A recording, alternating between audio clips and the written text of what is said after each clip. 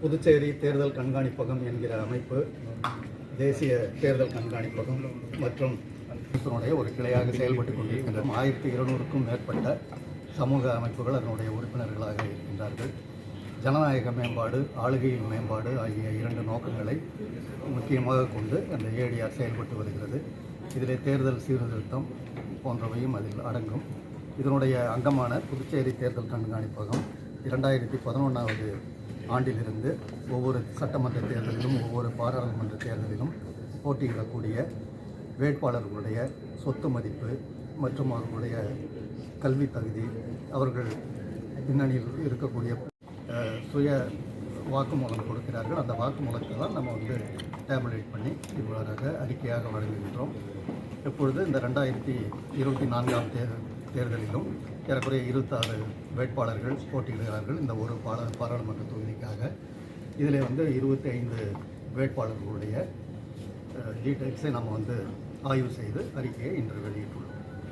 அதில் என்னென்ன குற்றப்பட்டு இதில் நம்ம 2 வேட்பாளர்கள் சாதாரண வழக்குகள் குற்ற பின்னணியிலும், ஒரு வேட்பாளர் கொஞ்சம் தீவிரமான வழக்குகள் பிரிவில் வழக்கு இப்போ நிலுவையில் இருக்கின்றது. இந்த 2 வேட்பாளர்கள், ஒருவர் அதிமுக வேட்பாளர், இன்னொருவர் சுயாட்சி வேட்பாளர் பொசியா என்பவர்.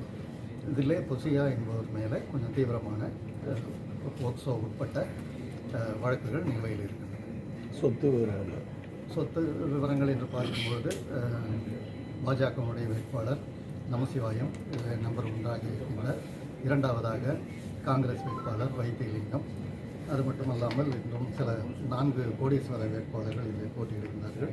இதில் 3வது இடத்தில் இருப்பவர் அதிமுக வேட்பாளர் தமிழ்வேந்தன். நம்ம ஆக்சுவலாக தேர்தல் விவரங்களை இதுவரைக்கும் சரிபார்ப்பதற்கான ஒரு வாய்ப்பு இருந்ததில்லை. அது மக்கள் மத்தியில் பரவுவதற்கும் வாய்ப்பு இல்லாமல் இருந்தது. அட்லீஸ்ட் இப்போ அவங்க கொடுக்கக்கூடிய விவரங்களை மக்கள் மத்தியில் பரப்புவதற்கான ஒரு நடவடிக்கையை நாங்கள் எடுத்துக்கொண்டு வருகின்றோம். இதையே இப்போ தேர்தல் ஆணையம் நிறைய செய்ய வேண்டும். மற்ற கட்டாயம் வாக்களிப்போம் என்கிற ஒரு செய்தியை கொடுப்பது மட்டுமல்லாமல் அவர்களுடைய இந்த வேட்பாளர்களுடைய குற்ற விவரம், கல்வி தகுதி, சொத்து விவரம், இது எத்தனை பேர் பெண்கள் போட்டியிடுகிறார்கள், இது போன்ற விஷயத்தையும் தேர்தல் ஆணையமே செய்ய ஆரம்பிக்கும் போது எங்களுக்கு அந்த பணி இருக்காமல் போய்விடும். அது தேர்தல் ஆணையமே செய்ய வேண்டும், கண்காணிக்க வேண்டும், சரிபார்க்க வேண்டும் என்பதுதான் எங்களுடைய கோரிக்கையாக இருக்கிறது. வேறு ஏதாவது விவரங்கள்